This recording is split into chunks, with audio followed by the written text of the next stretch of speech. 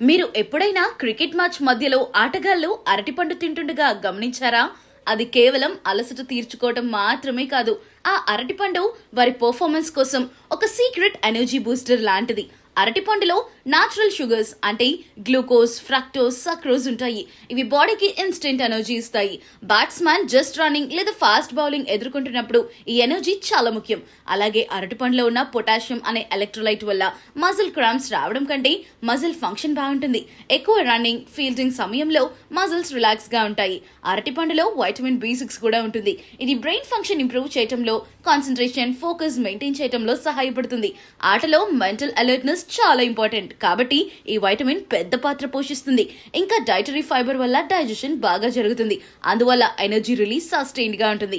ఇంకా natural hydration కూడా అందిస్తుంది. స్పెషల్ గా హాట్ కండిషన్స్ లో డీహైడ్రేషన్ తగ్గిస్తుంది. ప్లేయర్స్ కి అరటిపండు కేవలం స్నాక్ కాదు, అది వారి స్టామినా, ఎండ్యూరెన్స్, రికవరీ కోసం ఒక ఇంపార్టెంట్ ఫ్యూయల్ లాంటిది.